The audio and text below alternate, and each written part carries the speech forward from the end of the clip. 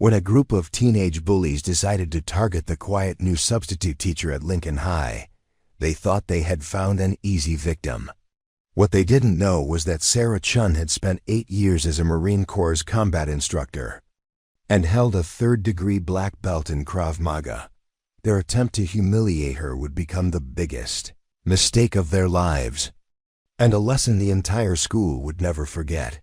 Sarah Chen stood in the faculty parking lot of Lincoln High School, adjusting the strap of her worn leather messenger bag as she gazed up at the imposing 3-story brick building. At 32, she carried herself with a quiet confidence that most people mistook for shyness. Her petite frame, standing barely 5 feet 4 inches tall, and her soft-spoken demeanor often led others to underestimate her completely. She wore simple black slacks, a modest blue blouse, and comfortable flats, the kind of unremarkable outfit that helped her blend into any crowd. The morning October air was crisp, carrying the scent of fallen leaves and the distant sound of teenagers chattering as they made their way into the building. Sarah had been working as a substitute teacher for only 3 weeks since moving to Millbrook, a small suburban town in Pennsylvania, where she hoped to start fresh after her military discharge. The transition from 8 years of active duty to civilian life had been more challenging than she had anticipated, and teaching seemed like a natural fit for someone who had spent years training recruits and educating soldiers about combat tactics and survival techniques. Her dark hair was pulled back in a simple ponytail, and her face bore no makeup except for a touch of lip balm. The only hint of her military background was her posture, shoulders back, spine straight, and eyes that seemed to take in everything around her with careful assessment. Most of her new colleagues had barely acknowledged her presence during the brief staff meetings she had attended, treating her like just another temporary fixture who would eventually move on to somewhere else. Sarah had deliberately chosen substitute teaching as a way to ease back into civilian life. The flexible schedule allowed her to attend therapy sessions for the mild PTSD she was working through, and the temporary nature of the positions meant she could avoid the complex office politics and relationship building that felt overwhelming. After years of military structure, she had hoped that working with young people might help her rediscover a sense of purpose that had felt lost since leaving the service. The principal, Dr. Margaret Hoffman, had been professional but distant during their initial meeting. A woman in her late 50s with steel gray hair and wire-rimmed glasses, Dr. Hoffman ran Lincoln High with an efficiency that bordered on coldness. She had reviewed Sarah's credentials, her education degree from Penn State, her military service record, and her clean background check with the kind of detached scrutiny typically reserved for reviewing supply orders. "You'll primarily be covering for teachers who call in sick," Dr. Hoffman had explained, barely looking up from Sarah's file. "The lesson plans will be left for you, and the students know the routine. Just follow the instructions and maintain order. Any problems, send them to the office immediately." Sarah had nodded and smiled politely, though she noticed that Dr. Hoffman seemed more interested in her computer screen than in making a new team member feel welcome. The brief tour of the building had been equally impersonal, with Dr. Hoffman pointing out classrooms, the faculty lounge, and the main office with the enthusiasm of someone reading from a manual. Lincoln High School served approximately 1,200 students from grades 9 through 12, drawing from both the town of Millbrook and several surrounding rural communities. The building itself was well maintained, but showed its age, with polished floors that echoed every footstep and fluorescent lights that cast everything in a slightly harsh glow.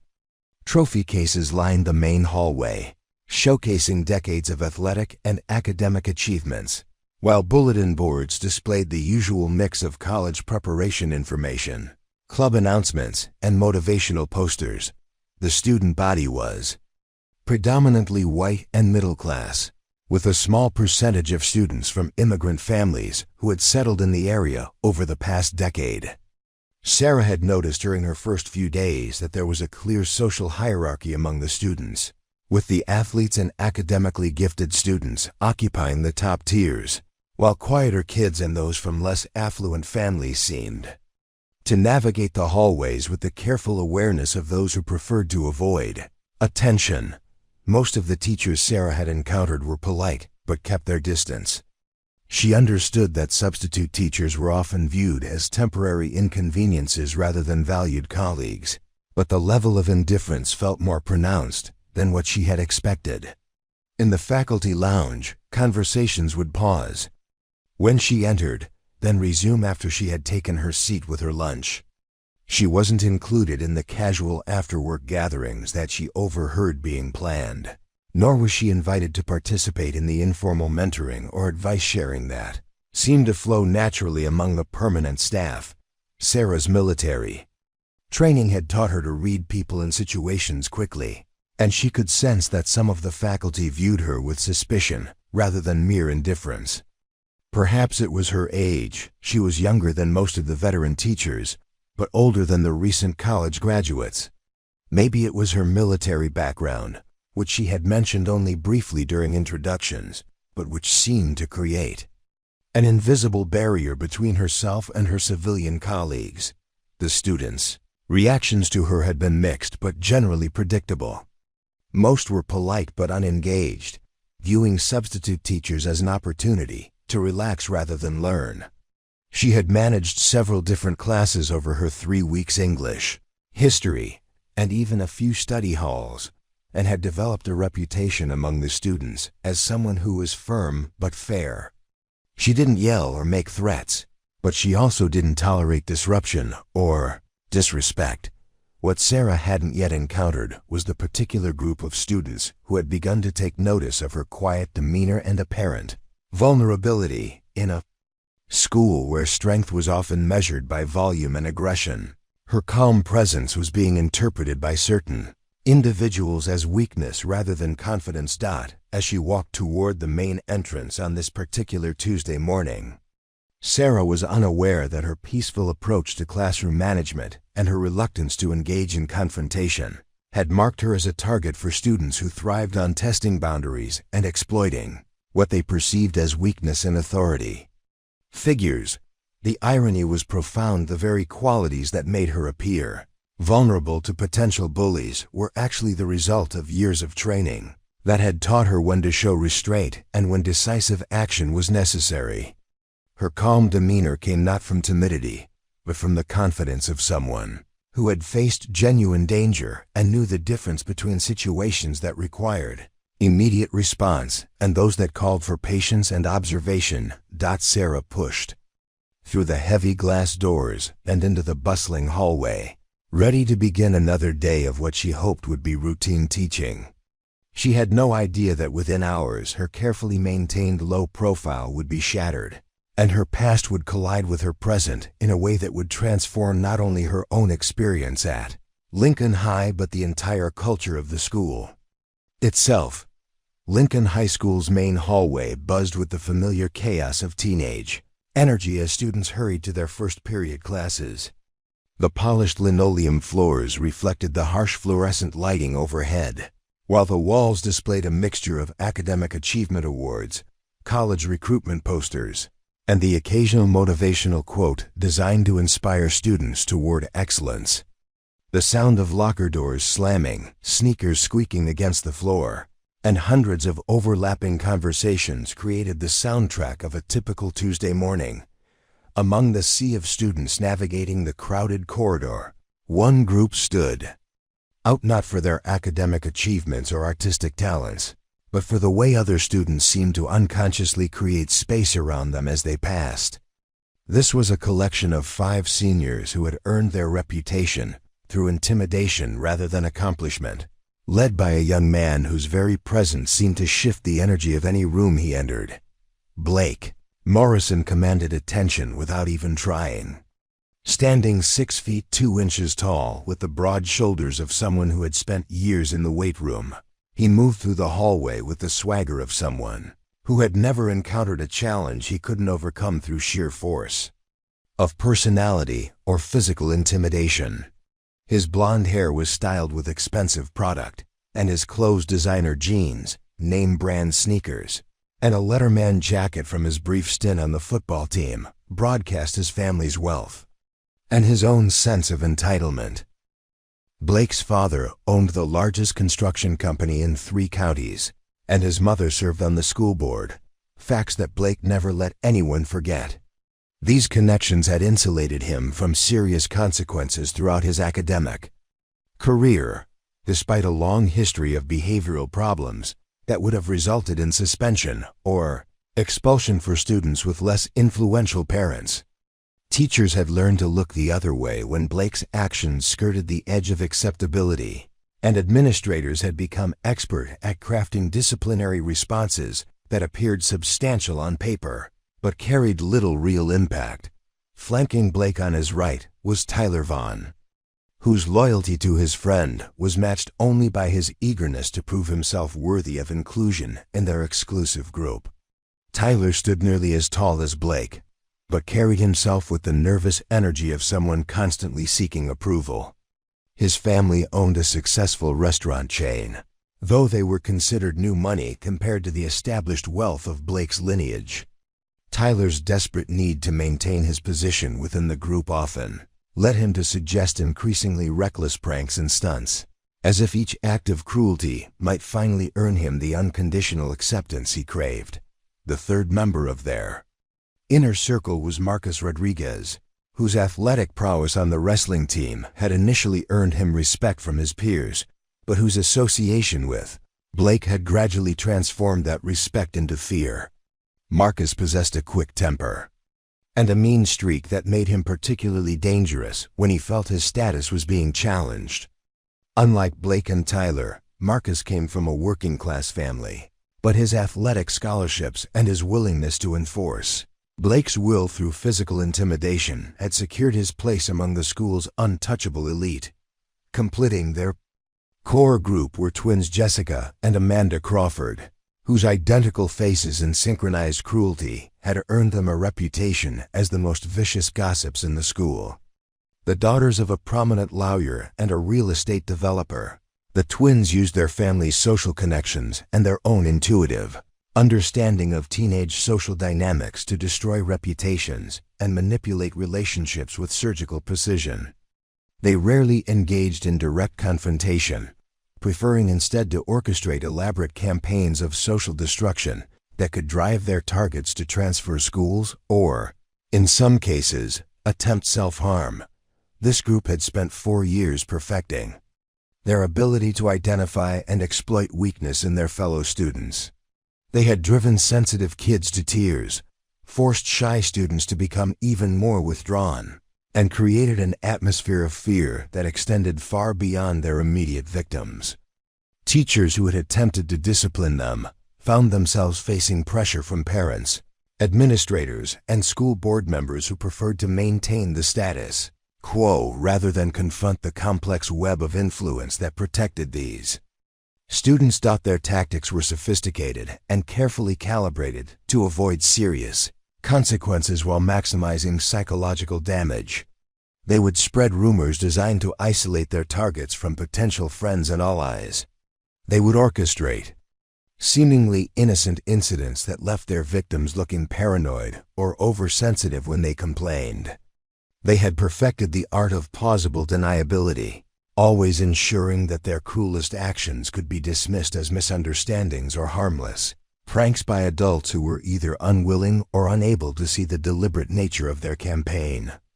What made this group particularly dangerous was their ability to recruit temporary allies from among students who were desperate to avoid becoming targets themselves. By offering protection to some while threatening others, they had created a network of reluctant accomplices who would participate in their schemes out of fear rather than malice. This strategy not only amplified their reach but also provided them with cover when adults began asking questions about specific incidents. The hallway culture at Lincoln High had adapted around their presence in ways that most adults failed to cold recognize. Students had learned to avoid certain areas during specific times of day, to keep their heads down when passing this group in the corridors, and to never, under any circumstances, draw attention to themselves in ways that might be interpreted as a challenge to the established order. Teachers who were popular with students often found themselves having to navigate carefully around these dynamics, while those who were already struggling with classroom management discovered that any perceived weakness would be ruthlessly exploited. On this particular morning, Blake's attention was focused on what he perceived as a growing problem that needed to be addressed. Over the past few weeks, he had noticed that the new substitute teacher seemed to be earning a reputation among some students as someone who was both fair and unintimidating. While this might seem like a positive development to most observers, Blake recognized it as a potential threat to the carefully maintained atmosphere of fear that gave him and his friends their power. Sarah Chen's calm demeanor and professional approach to classroom management had begun to create small pockets of normalcy in an environment where chaos and intimidation had become the norm. Students who were typically too nervous to participate in class discussions had begun raising their hands when she was teaching. Kids who usually sat in the back and tried to remain invisible had started moving to the front rows where they could better engage with the lesson material. More troubling from Blake's perspective was the fact that Sarah seemed completely unaffected by the subtle intimidation tactics that had proven so effective against other teachers. She didn't react with visible nervousness when he and his friends entered her classroom. She didn't adjust her teaching style to accommodate their disruptive behavior. Most concerning of all, she had begun to establish the kind of calm, respectful classroom environment that made it difficult for Blake's group to operate with their usual impunity. The twins had already begun gathering intelligence about Sarah's background, hoping to find personal information that could be weaponized against her. They had discovered that she lived alone in a small apartment on the outskirts of town, that she had no apparent social connections within the community, and that she seemed to have no family nearby who might advocate for her if she found herself in conflict with influential students or parents. Tyler had suggested that they start with small incidents, designed to test her reactions and identify her weaknesses. Marcus had proposed more direct confrontation, arguing that a quick demonstration of their power would be more efficient than a prolonged campaign. Blake, however, preferred a more systematic approach that would not only neutralize what he saw as a threat, but also serve as a warning to other teachers who might be considering taking a firmer stance with their group. As the warning bell rang, and students began moving more urgently toward their classrooms, Blake gathered his friends around him with a look that they had all learned to recognize. It was the expression he wore when he had identified a new target and begun formulating a plan that would remind everyone at Lincoln High exactly who controlled the social order within these walls. The first incident occurred on a Wednesday afternoon, during what should have been a routine study hall period. Sarah had been assigned to supervise 43 students in the school's main library, a spacious room with tall windows that overlooked the student parking lot. The afternoon sun streamed through the glass, creating patches of warm light across the rows of wooden tables where students were supposed to be working quietly on homework or reading assignments. Most of the students had settled into their usual routine, some genuinely focused on their work, others discreetly checking their phones, and a few simply resting their heads on their arms in the universal teenage position of exhausted resignation. Sarah moved quietly between the tables, occasionally offering help with assignments or gently redirecting students who seemed to be losing focus. She had always found these study periods to be among her favorite teaching responsibilities, as they allowed her to interact with students on a more individual level without the pressure of delivering formal lessons. Blake Morrison and his crew had positioned themselves at a large table near the back corner of the library, ostensibly working on various assignments, but actually conducting what appeared to be a carefully orchestrated performance designed to test Sarah's reactions and establish her boundaries. They began with small infractions, whispered conversations that gradually grew louder, The sound of chairs scraping against the floor as they shifted positions more frequently than necessary, and the occasional burst of suppressed laughter that drew glances from other students. Sarah noticed the disruption, but initially chose to address it through proximity rather than direct confrontation.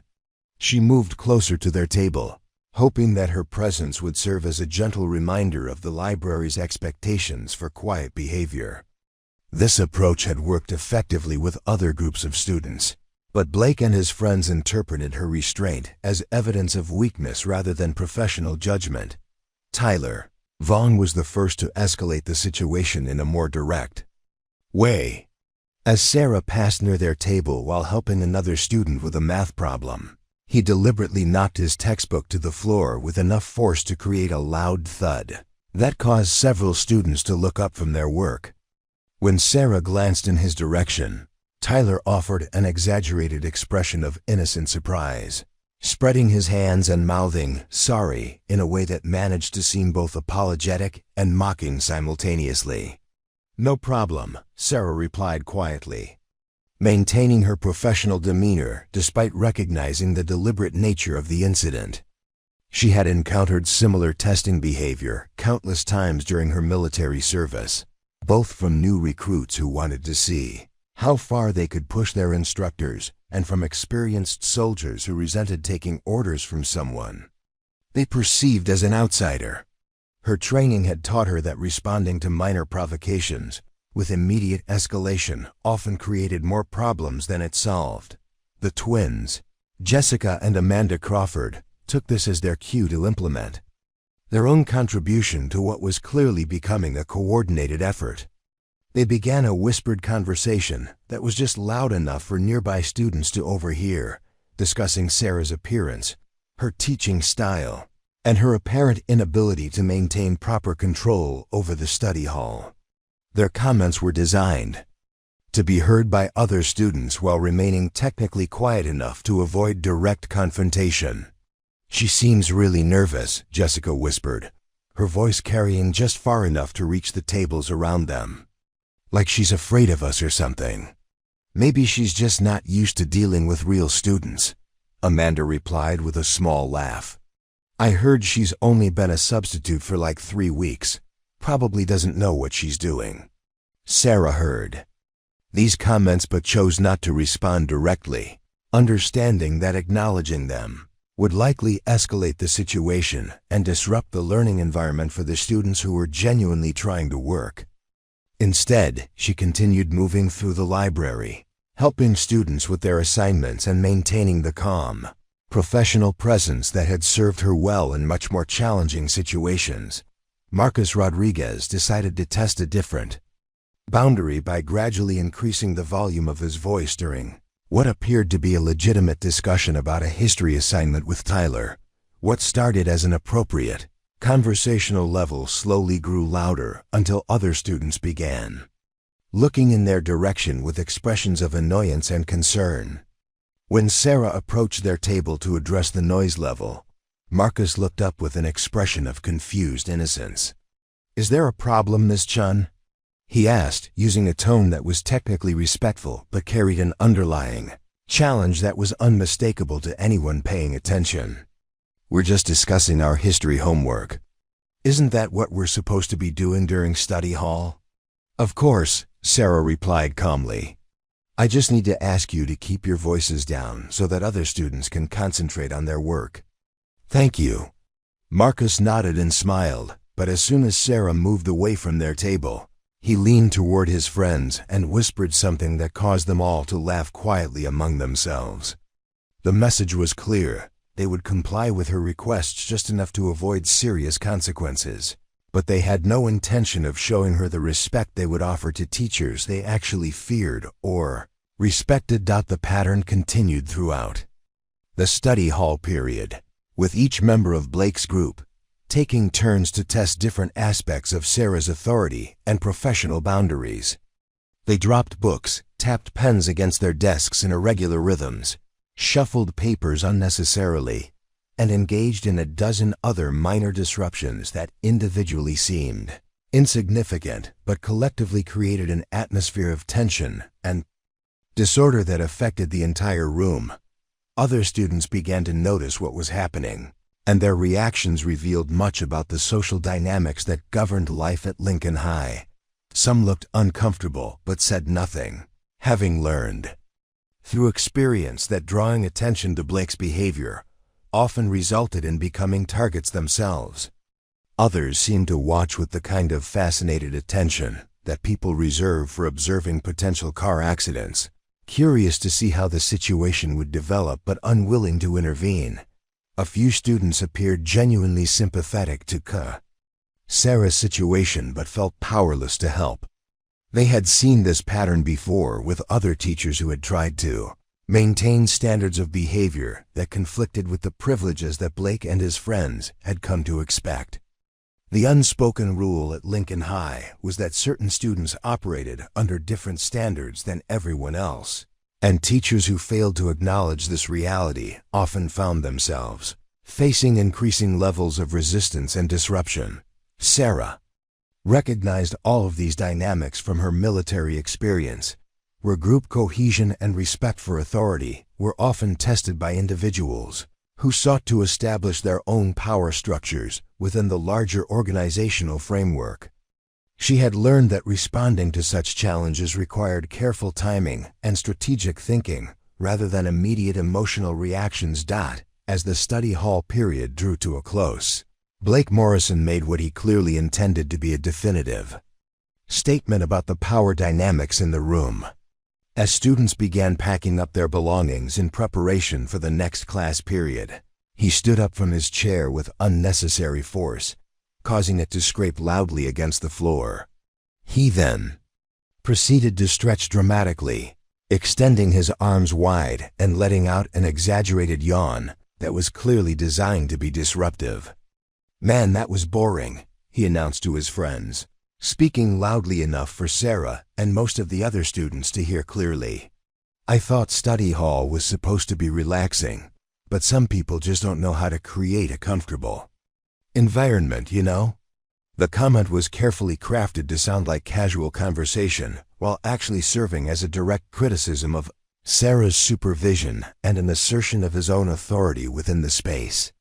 It was the kind of statement that would be difficult to address directly without seeming oversensitive, but it left no doubt about Blake's assessment of Sarah's effectiveness as a teacher and his intention to continue testing her boundaries in future encounters. Sarah maintained her composure as students filed out of the library, offering polite reminders about upcoming assignments and encouraging words to those who had been working diligently despite the disruptions. But as the room emptied and she was left alone to straighten chairs and collect forgotten papers, she found herself reflecting on what had just occurred and what it might indicate about future challenges she would face at Lincoln High School.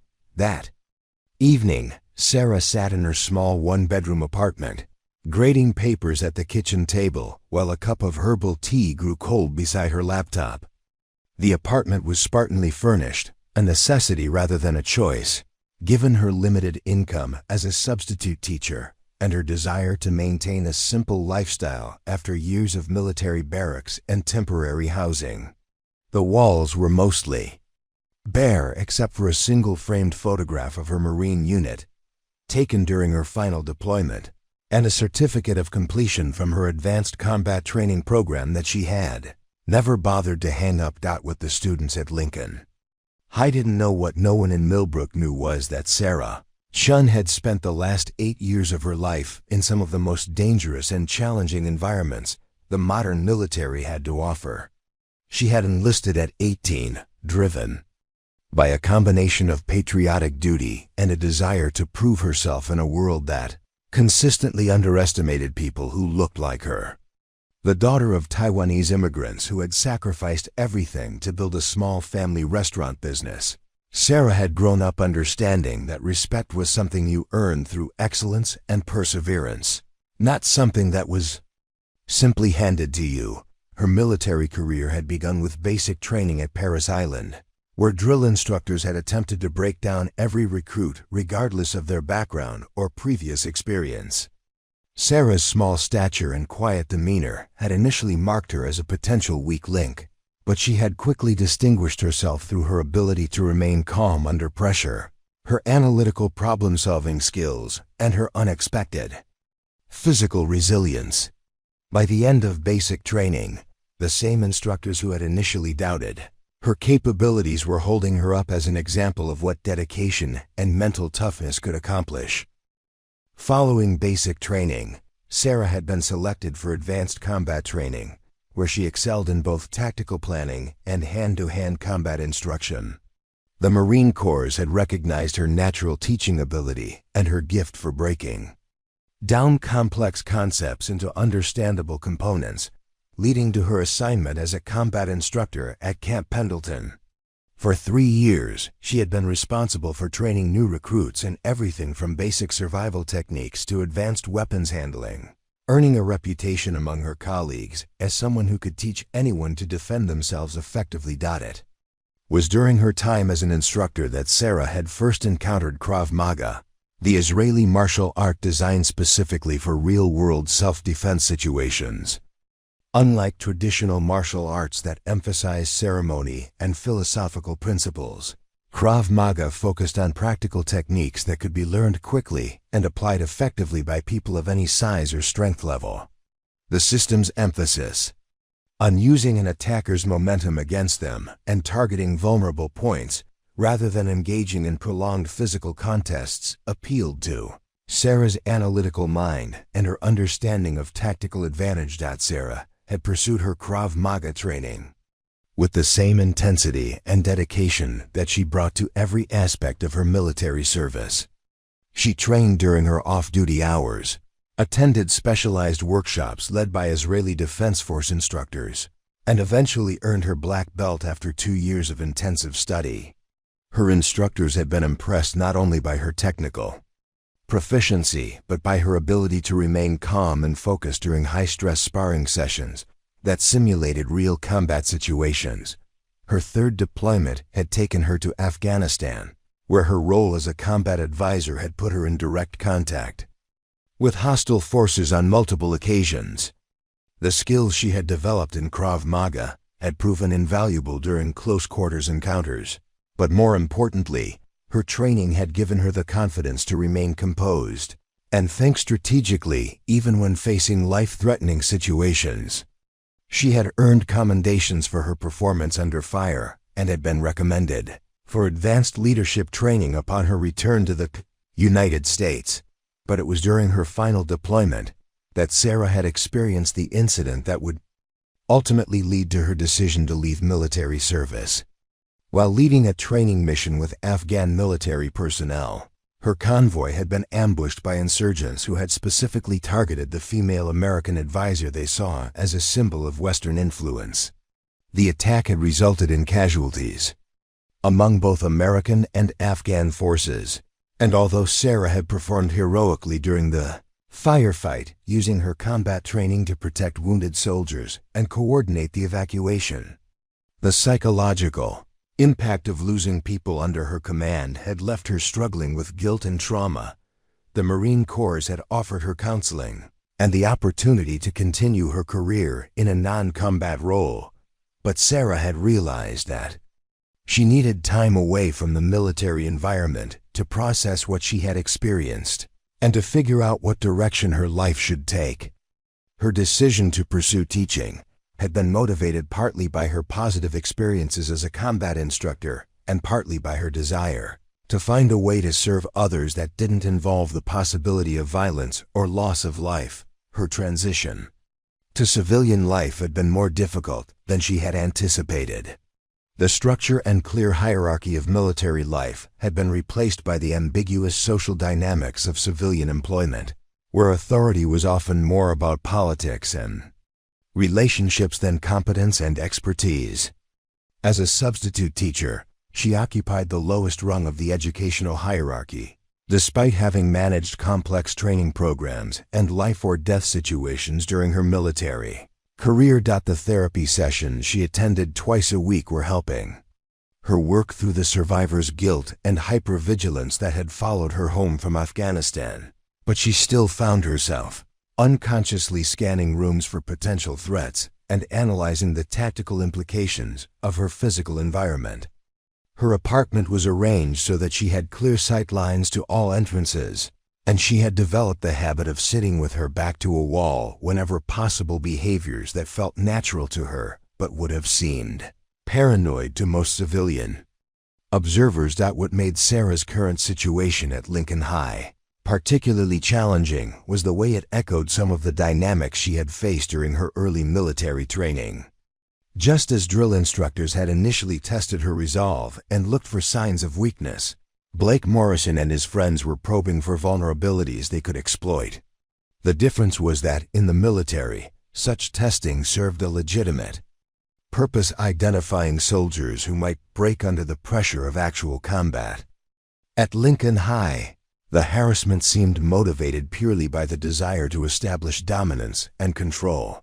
Sarah's training had taught her to distinguish between situations that required immediate defensive action and those that called for strategic patience. A direct physical threat would have triggered an automatic response that would have ended any confrontation within seconds. But the psychological warfare being conducted by Blake's group required a different approach entirely. She understood that reacting too quickly or too forcefully to their provocations would likely escalate the situation in ways that could jeopardize her employment and possibly even result in legal consequences. Her military experience had also given her insights into group dynamics and the psychology of bullying that most civilian teachers lacked. She recognized that Blake's behavior was designed not just to intimidate her personally, but to establish his authority in front of his followers, and to send a message to other students about the consequences of challenging his power. She understood that his group operated like a military unit with clear hierarchy and specialized roles, and that defeating their campaign would require more than simply standing up to Blake himself. As she finished grading the last of the essays and prepared for bed, Sarah found herself thinking about the conversation she had overheard between Dr. Hoffman and several teachers during lunch that day. They had been discussing Blake Morrison's latest pranks with a mixture of resignation and barely concealed fear, making it clear that his behavior was part of an established pattern that the school administration had been unable or unwilling to address effectively. One teacher had mentioned that Blake's previous victims had included a substitute who had quit after only 2 days, a student teacher who had requested an early transfer to a different school, and a permanent faculty member who had ultimately taken medical leave due to stress-related health problems. The conversation had revealed that Blake and his friends had perfected their tactics over years of practice, always stopping just short of actions that would result in serious disciplinary consequences while maintaining enough pressure to drive their targets away. Sarah understood that she was facing an opponent who had never encountered serious resistance and who had no experience dealing with someone who possessed both the skills and the psychological preparation to respond effectively to sustained harassment. Blake Morrison had built his reputation on intimidating people who lacked the training or the mindset to fight back strategically, but he had never faced someone who had survived actual combat and learned to think tactically under pressure. As she turned off the lights and settled into bed, Sarah made a conscious decision to shift her approach from reactive to proactive. Her military training had taught her that the best defense was often a carefully planned defense, and that allowing an enemy to maintain the initiative was a recipe for eventual defeat. Blake Morrison and his friends were about to discover that their newest target was unlike anyone they had previously encountered, and that their standard tactics might not be as effective as they had come to believe. The escalation began the following Monday with an incident that would have been dismissed as harmless pranking by most observers, but which Sarah immediately recognized as a calculated psychological assault designed to undermine her authority and professional credibility. She had been assigned to cover a sophomore English class, where students were supposed to be working on individual reading assignments from their current novel, To Kill a Mockingbird. The irony of studying a book about injustice and moral courage. While Blake's group orchestrated their campaign of harassment was not lost on Sarah. Though she doubted the students making her life difficult had made the same connection, Blake Morrison entered the classroom 15 minutes late, carrying hall pass that Sarah suspected was either forged or obtained through false pretenses. He made no attempt to enter quietly, instead allowing the heavy wooden door to slam shut behind him with enough force to cause several students to jump in their seats. As he walked to his desk in the back corner of the room, his expensive sneakers squeaked deliberately against the linoleum floor, creating a rhythm that was clearly intended to be disruptive. "Sorry I'm late, Ms. Chen," Blake announced loudly, though his tone carried no trace of actual remorse. "I had to take care of some important business with Coach Williams about my college recruiting situation." Blake's mention of college recruiting was a carefully chosen fabrication designed to assert his status and remind everyone in the room of his perceived importance within the school's social hierarchy. In reality, Blake had been cut from the football team during his junior year due to attitude problems and had no legitimate college prospects, but his habit of creating fictional narratives about his achievements had gone unchallenged for so long that many students weren't sure what to believe about his actual accomplishments. Sarah simply nodded and gestured toward his seat, refusing to engage with his obvious attempt to draw her into a public conversation that would disrupt the other students' work. This response clearly frustrated Blake, who had expected either a challenge that would give him an excuse to escalate the confrontation or submissive acceptance that would establish his dominance in front of the class. Tyler Vaughn, seated 2 rows ahead of Blake, took this as his cue to implement the next phase of what was obviously a pre-planned strategy. He raised his hand and waited for Sarah to acknowledge him before speaking in a voice that projected concern and confusion. "Miss Chen, I'm having trouble understanding this assignment," Tyler said, holding up his copy of the novel with a bookmark placed randomly somewhere in the middle. "Could you explain what we're supposed to be looking for in these chapters?" The question appeared legitimate on the surface, but Sarah recognized it as the opening move in a more complex game. The assignment instructions had been clearly written on the whiteboard, and Tyler was an intelligent student who was perfectly capable of understanding the straightforward reading comprehension questions he was pretending to find confusing. Is perfectly capable of understanding the straightforward reading comprehension question. Real purpose was to create an opportunity for public interrogation disguised as academic inquiry. Sarah approached Tyler's desk and began explaining the assignment in clear, patient terms, but as she spoke, she noticed that other members of Blake's group were positioning themselves to create maximum disruption. Marcus Rodriguez had moved to a seat near the window where the afternoon sun would backlight him dramatically when he stood up to ask questions. The Crawford twins had separated to opposite sides of the room, allowing them to create a crossfire effect if they decided to challenge Sarah's responses from multiple directions simultaneously. "But what if we interpret the symbolism differently than you do?" Tyler continued, his voice growing slightly louder with each follow-up question. "Are you saying there's only one right way to understand literature?" The question was designed to trap Sarah in an academic debate that would consume class time and position Tyler as an intellectual challenger rather than a disruptive student. If she insisted on a single interpretation, she would appear rigid and authoritarian. If she acknowledged multiple valid interpretations, Tyler could then argue that his deliberately obtuse readings were equally valid, creating a circular discussion that would prevent other students from completing their work. Sarah recognized the tactic from her experience, training recruits who had attempted to derail instruction sessions through endless hypothetical questions and challenges to basic procedures. Her response was informed by years of dealing with individuals who tried to use intellectual-sounding arguments to avoid actually learning the material they were supposed to master. "That's an excellent question, Tyler," Sarah replied calmly. "The assignment asks you to identify specific examples of symbolism that Harper Lee uses to develop her themes, and then explain how those symbols function within the context of the story. Once you've completed that analysis, We can certainly discuss different interpretations during our class discussion tomorrow. Her answer redirected the conversation back to the specific learning objectives while acknowledging Tyler's apparent interest in deeper literary analysis.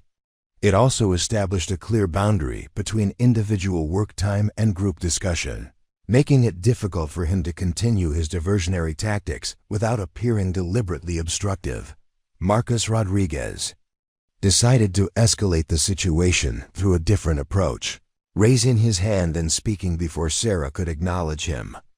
"Miss Chen, I don't think this book is really relevant to modern students," Marcus announced, his voice carrying the tone of someone making a profound observation rather than offering a disruptive opinion. "I mean, it's about stuff that happened like 50 years ago. Why are we wasting time on old books when we could be learning about contemporary issues?" The comment was carefully crafted to sound like legitimate, educational criticism while actually serving multiple disruptive purposes. It challenged Sarah's professional judgment in assigning the reading, implied that the curriculum was outdated and irrelevant, and invited other students to join in questioning the value of their current assignment. Marcus had positioned himself as an advocate for student interests against an out-of-touch teacher who was forcing them to engage with meaningless historical material. Sarah understood that responding directly to Marcus's challenge would likely lead to an extended debate about curriculum design and educational philosophy, exactly the kind of time-consuming distraction that would prevent productive learning and establish the students as equals in determining what material was worthy of study. Instead, she chose to redirect the conversation in a way that acknowledged his concern while maintaining her instructional authority.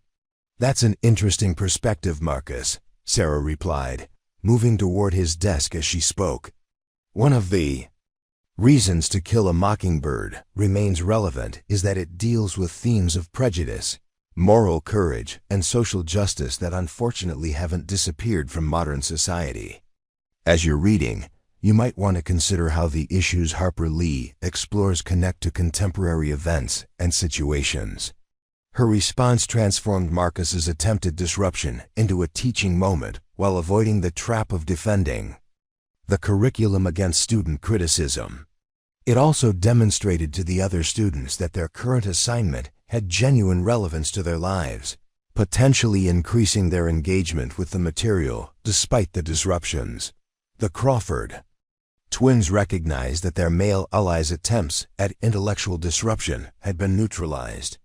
So they shifted to a more personal form of harassment that would be harder for Sarah to address directly without appearing petty or oversensitive. Jessica began the attack with a stage whisper directed at her sister, but clearly intended for the entire class to overhear.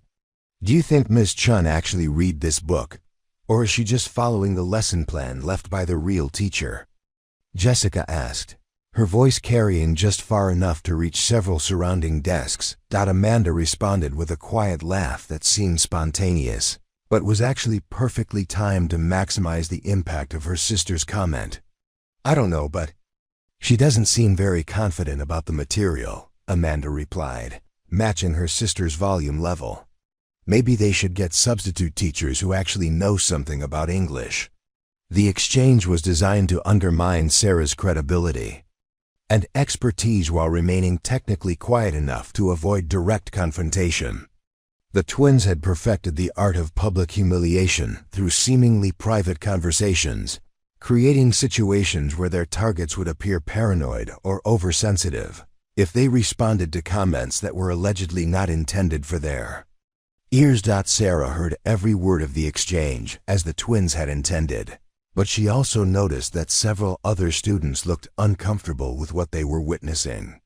Her military training had taught her to identify potential allies even in hostile environments, and she could see that Blake's group had overestimated their support among their classmates.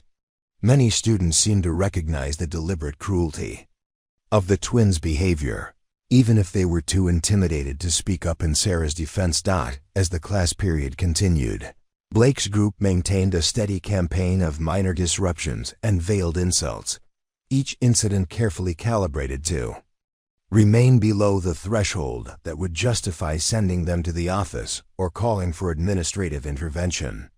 They had clearly practiced these techniques over years of tormenting substitute teachers and had developed a sophisticated understanding of exactly how far they could push before facing serious consequences.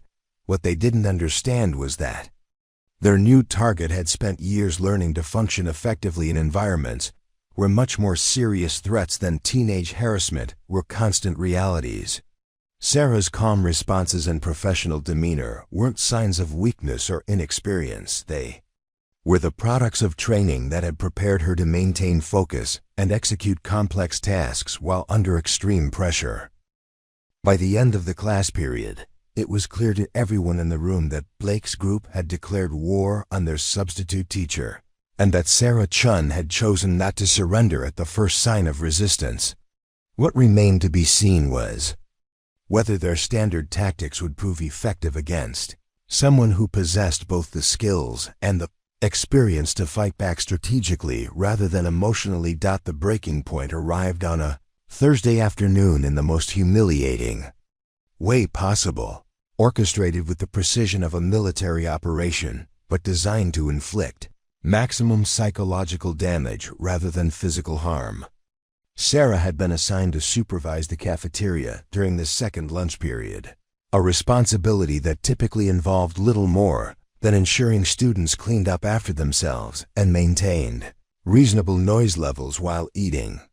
What she didn't know was that Blake Morrison and his allies had spent the previous evening planning what they intended to be the decisive battle in their campaign to drive her from Lincoln High School. The cafeteria was a sprawling space that could accommodate nearly 300 students at once, filled with long rectangular tables arranged in neat rows beneath fluorescent lights that cast everything in a harsh, institutional glow.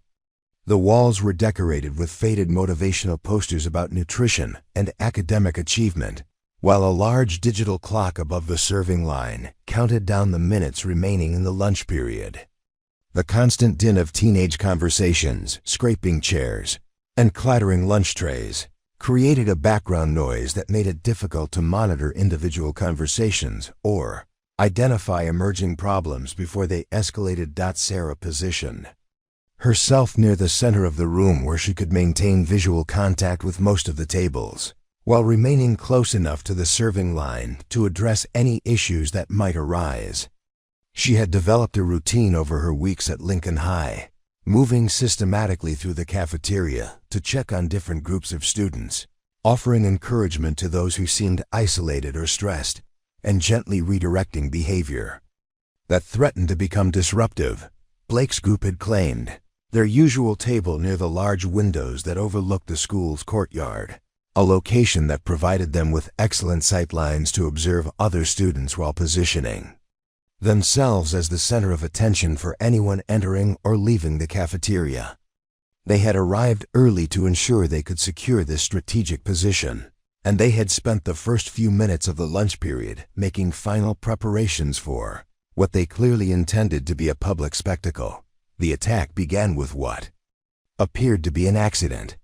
Tyler Vaughn, carrying a lunch tray loaded with chocolate milk, a sandwich, and a bowl of soup, was walking past a table where several freshman students were eating quietly when he suddenly stumbled forward with an exaggerated motion that sent his tray flying through the air.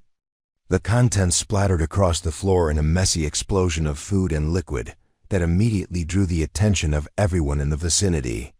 "Oh no!" Tyler exclaimed loudly, his voice carrying across the cafeteria with theatrical dismay. "I'm so clumsy, Miss Chen. Could you help me clean this up? I don't know what to do." The request seemed reasonable on the surface. Supervisory staff often helped students deal with minor accidents and spills, but Sarah immediately recognized several suspicious elements in Tyler's performance. His stumble had been too controlled and deliberate to be genuinely accidental.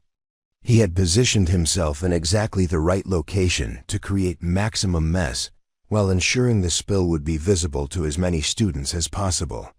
Most telling of all, his friends at the nearby table were watching with barely concealed Anticipation rather than the surprise or concern that would be natural reactions to an unexpected accident. Sarah approached the spill area, while mentally cataloging the tactical situation.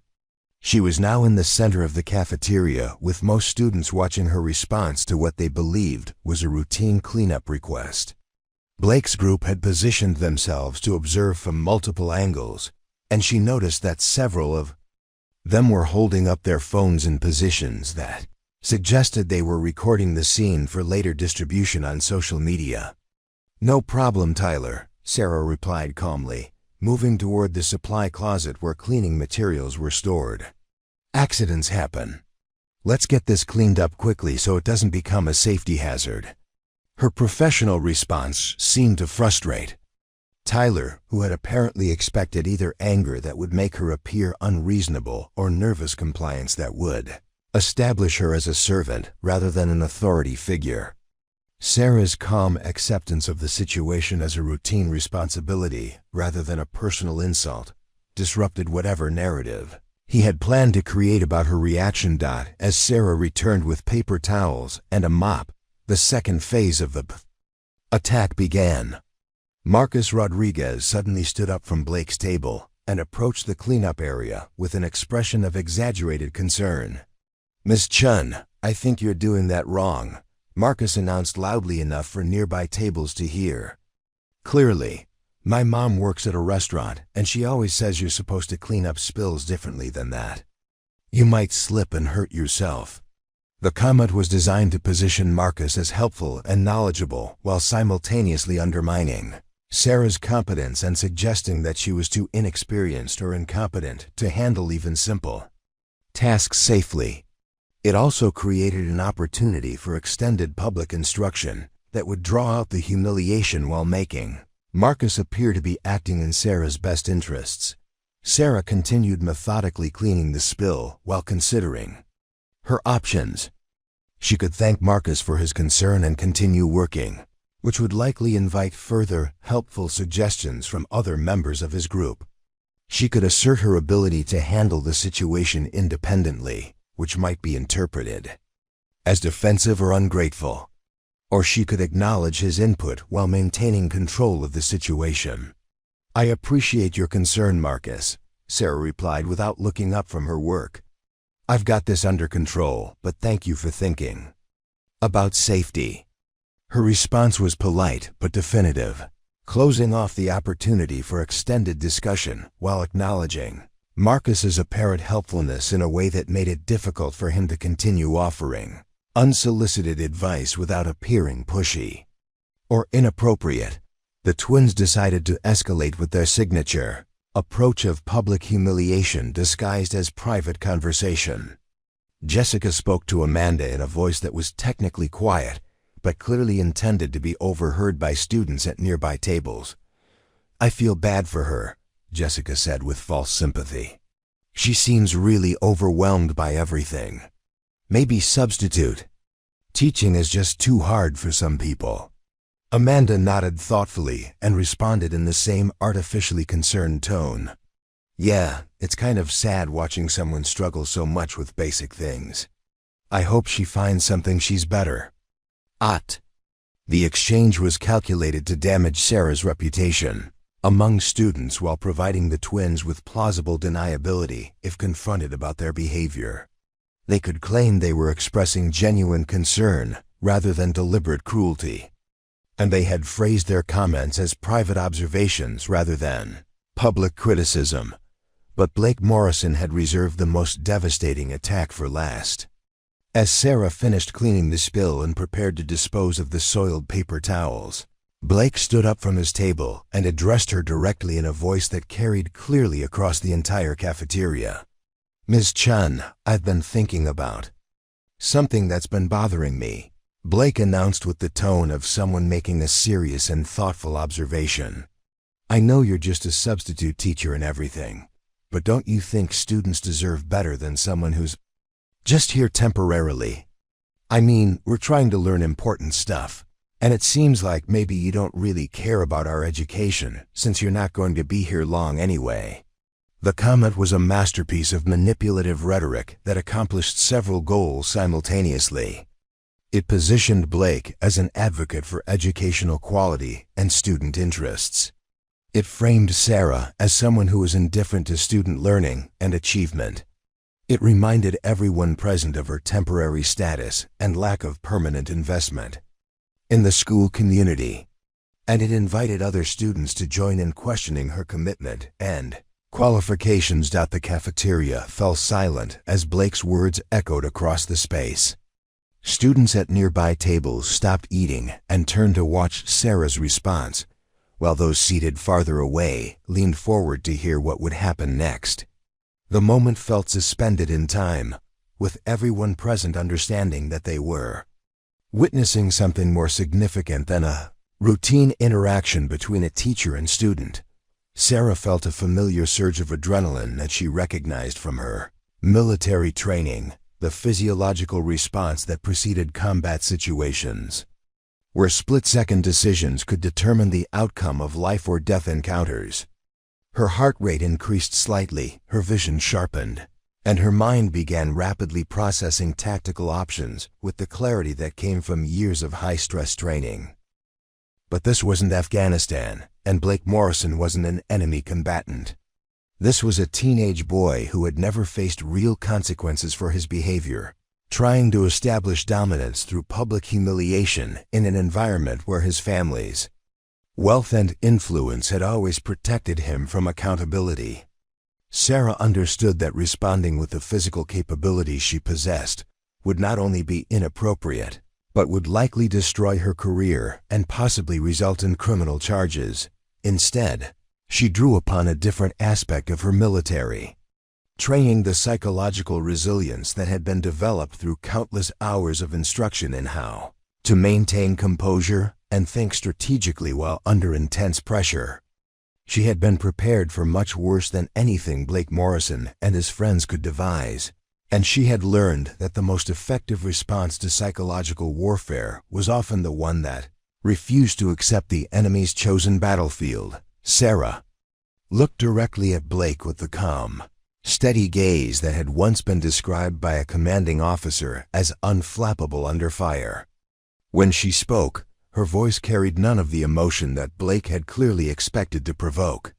"Blake, I understand you're concerned about the quality of your education," Sarah said clearly, her words carrying across the silent cafeteria. "That's actually encouraging to hear.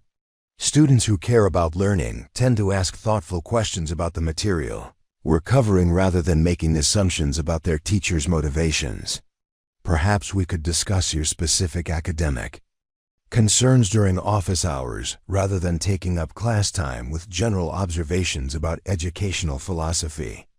Her response transformed Blake's attack into an opportunity for genuine academic engagement while simultaneously exposing the superficial nature of his concern for educational quality.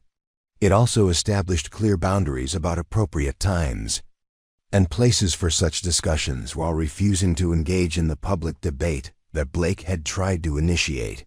The silence that followed Sarah's response stretched for several seconds as students throughout the cafeteria processed what they had just witnessed. Blake's expression shifted from confident anticipation to confused frustration as he realized that his carefully planned attack had not produced the reaction he expected. For the first time in his high school career, someone had responded to his intimidation tactics with professional composure rather than defensive anger or submissive compliance. That evening, Sarah sat in her apartment with her laptop open, but instead of grading papers or preparing lesson plans, she was conducting the kind of reconnaissance mission that her military training had taught her was essential before engaging any opponent.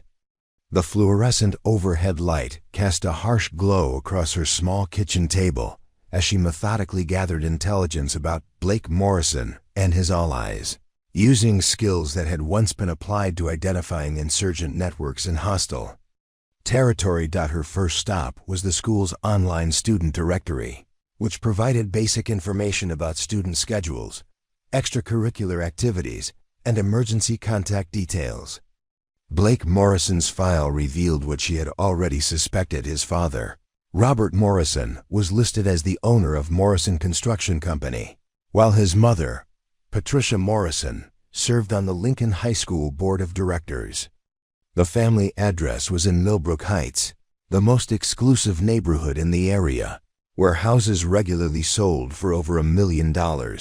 Tyler Vaughn's family owned Vaughn Restaurant Group, which operated a chain of casual dining establishments throughout the tri-state area.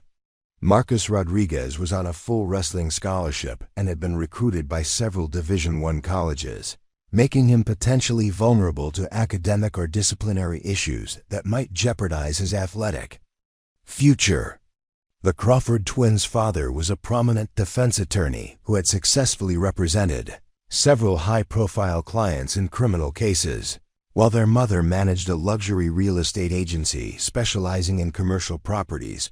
Sarah understood that she was dealing with students whose families possessed significant financial resources and political influence within the local community. Any direct confrontation that resulted in formal disciplinary action would likely trigger a coordinated response from parents who were accustomed to using their wealth and connections to protect their children from consequences. The traditional approaches that might work with typical teenage bullies, detention, suspension, or meetings with parents, would probably be ineffective and might even backfire by giving Blake's family an opportunity to pressure the school administration to remove her from her position. Her military experience had taught her that when facing a superior force with better resources and political support, victory required asymmetric tactics that leveraged her unique advantages while avoiding direct confrontation on terrain where the enemy held the advantage. Blake and his friends had spent years perfecting their ability to operate within the school's official disciplinary system, but they had never encountered an opponent who understood how to gather intelligence and plan strategic operations. Sarah opened a new browser window and began researching social media profiles for each member of Blake's group. What she discovered was a treasure trove of information that revealed not only their personalities and relationships, but also their habits, schedules, and vulnerabilities that could be exploited by someone with the right training and mindset. Blake's Instagram account was a carefully curated display of wealth and privilege, featuring photographs of expensive cars, designer clothing, exotic vacations, and parties at locations that were clearly funded by his family's resources. His posts consistently emphasized themes of dominance and superiority, with captions that mocked other students and celebrated his own perceived achievements. More importantly, his location services were enabled, providing a detailed record of his movements and activities outside of school hours. Tyler's social media presence revealed a young man desperately seeking approval and validation from his more confident friends. His posts often featured him in group settings, where he appeared to be trying too hard to prove his worth through increasingly reckless behavior. Several recent videos showed him drinking alcohol at parties and engaging in minor acts of vandalism that could potentially create legal problems if brought to the attention of law enforcement. Marcus Rodriguez's accounts told a different story entirely. His posts focused heavily on his wrestling achievements and college recruitment prospects, but they also revealed the enormous pressure he felt to maintain his athletic performance while managing the academic requirements necessary to keep his scholarship. Several posts hinted at family financial difficulties and his awareness that his wrestling ability represented his only realistic path to higher education. The Crawford twins maintained separate accounts that appeared to coordinate their attacks on other students through carefully orchestrated campaigns of rumors and social exclusion. Their posts frequently featured subtle mockery of classmates who failed to meet their standards for appearance, behavior, or social status. Most disturbing were the indirect references to previous victims who had apparently been driven to transfer schools or suffer emotional breakdowns as a result of the twins' psychological warfare. Sarah understood that each member of Blake's group had different motivations and vulnerabilities that could potentially be exploited to break up their alliance. Blake was driven by narcissism and a sense of entitlement that had never been seriously challenged. Tyler was motivated by insecurity and a desperate need for acceptance that made him willing to engage in increasingly risky behavior. Marcus was torn between loyalty to his friends and awareness that his association with them could jeopardize his future opportunities. The twins were sadistic bullies who enjoyed causing pain but had never faced serious consequences for their actions. More importantly, Sarah recognized that their group dynamic was based on a carefully maintained hierarchy that would become unstable if Blake's leadership was effectively challenged. Tyler and Marcus followed Blake's lead primarily because they believed he was untouchable due to his family's influence and his apparent ability to avoid consequences for his behavior. The twins supported him because his protection allowed them to engage in their preferred form of cruelty without facing retaliation from their victims or intervention from adults. Sarah's next step was to research the school's faculty and administration to understand the political dynamics that had allowed Blake's behavior to continue unchecked for so long. Her investigation revealed a complex web of relationships and interests that explained why previous attempts to discipline Blake and his friends had been unsuccessful. Dr. Margaret Hoffman, the principal, had been hired 3 years earlier after the previous principal had been forced to resign following a scandal involving misappropriated athletic department funds. Her appointment had been strongly supported by the school board, particularly Patricia Morrison, and her continued employment depended on maintaining good relationships with influential families in the community. Several online articles about her hiring mentioned her commitment to working collaboratively with stakeholders and understanding the unique needs of our student population. The guidance counselor who typically handled disciplinary issues was James Peterson, a 28-year veteran teacher whose son had graduated from Lincoln High 2 years earlier after receiving athletic scholarships that were partially funded by donations from families like the Morrisons and Vaughns. Peterson's personnel file, which Sarah accessed through the school's internal network using credentials she had obtained through careful observation of login procedures, revealed a pattern of minimal disciplinary actions against wealthy students and harsher punishments for those from less privileged backgrounds. Sarah's investigation also revealed that Blake's group had systematically targeted substitute teachers and newer faculty members who lacked the political protection that came with tenure and established relationships within the community. Their previous victims had included a young woman who had lasted only 3 days before requesting a transfer, a male substitute who had simply stopped showing up after a week of harassment, and a student teacher who had been forced to seek medical treatment for stress-related anxiety attacks. The pattern was clear and deliberate. Blake and his allies had identified substitute teachers as safe targets who could be attacked without serious consequences because they lacked the institutional support and political connections necessary to defend themselves effectively. They had refined their tactics over years of practice, developing methods that were specifically designed to exploit the vulnerable position of temporary employees who depended on maintaining good relationships with school administrators to continue receiving assignments. But Sarah Chen was not like their previous victims. Her military training had taught her to think strategically about complex problems and to develop comprehensive plans that addressed multiple contingencies simultaneously. She understood that defeating Blake's group would require more than simply standing up to their intimidation. It would require dismantling the entire system that enabled their behavior while protecting herself from the political and legal retaliation that would inevitably follow. As she closed her laptop and prepared for bed, Sarah began formulating a plan that would leverage her unique skills and experience to expose Blake's group in a way that would make it impossible for school administrators to ignore their behavior or protect them from consequences.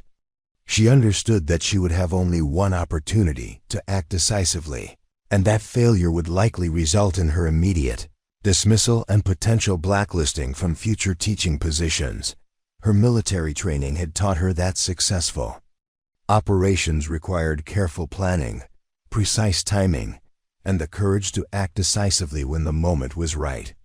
Blake Morrison and his friends were about to discover that their newest target possessed capabilities they had never encountered before, and that their standard tactics would be completely ineffective against someone who had been trained to fight much more dangerous enemies in much more challenging circumstances.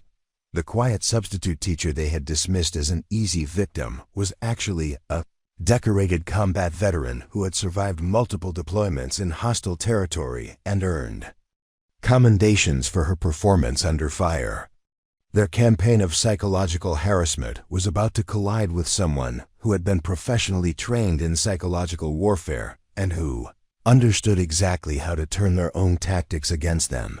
Sarah Chen was done being patient, done being professional, and done allowing a group of privileged teenagers to terrorize her the way they had terrorized so many others.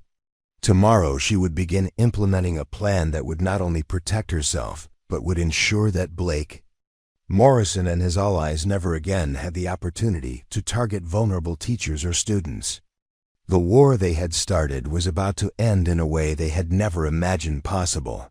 The next morning, Sarah arrived at Lincoln High School 30 minutes earlier than usual, parking her modest Honda Civic in a spot that provided clear sight lines to the student parking area where Blake Morrison typically arrived in his father's BMW. She had spent the previous evening finalizing her tactical plan, and now it was time to begin the implementation phase with the same methodical precision that had characterized her most successful military operations. Sarah's plan was elegantly simple in concept, but sophisticated in execution. Rather than confronting Blake's group directly or attempting to work through the compromised administrative system, she would document their behavior comprehensively while simultaneously creating situations that would force them to escalate their tactics in ways that could not be ignored or dismissed by school officials. Her military training had taught her that the most effective way to defeat an enemy was often to manipulate them into making mistakes that exposed their true nature to neutral observers. Her first objective was to establish a complete record of Blake's group's activities using methods that they would not detect or suspect. During her reconnaissance the previous evening, Sarah had identified several locations throughout the school where small recording devices could be placed without attracting attention. Her military experience with surveillance equipment would allow her to capture both audio and video evidence of harassment that could not be dismissed as hearsay or misunderstanding. Sarah entered the building through the main entrance and made her way to the faculty lounge, where she picked up her assignment folder and reviewed the schedule that had been prepared for her. Today she would be covering 3 different classes: sophomore world history, junior English literature, and a study hall period that included several members of Blake's group. The timing was perfect for her purposes, as it would provide multiple opportunities to observe and document their behavior while maintaining her professional responsibilities. Her first stop was the supply closet near the main office, where she retrieved several items that appeared to be routine teaching materials, but which she had carefully selected for their dual purposes. A decorative pen holder contained a miniature recording device that could capture conversations from across a standard classroom. A stack of papers included several sheets that had been treated with a chemical compound that would reveal fingerprints, allowing her to document instances of theft or vandalism. A water bottle had been modified to contain a backup recording system that could operate continuously for up to 8 hours. Sarah's military training had included extensive instruction in surveillance techniques and evidence gathering skills that were directly applicable to her current situation, despite the dramatically different context. She understood the legal requirements for recording in educational environments and had structured her plan to ensure that all evidence would be admissible in both school disciplinary proceedings and potential legal actions. As students began arriving for first period, Sarah positioned herself in the hallway where she could observe the social dynamics that preceded the formal start of the school day. She watched as Blake's group assembled near their lockers, noting the body language and interaction patterns that revealed their internal hierarchy and communication methods. Blake clearly functioned as the decision-maker and primary strategist, while the others looked to him for cues about targets and tactics. Tyler Vaughn appeared nervous and excited, fidgeting with his phone and repeatedly glancing toward the area where Sarah was standing. His behavior suggested that the group had planned something specific for today, and that he was either anticipating the execution of their plan or worried about potential consequences. Marcus Rodriguez seemed more subdued than usual, checking his watch frequently and avoiding eye contact with his friends.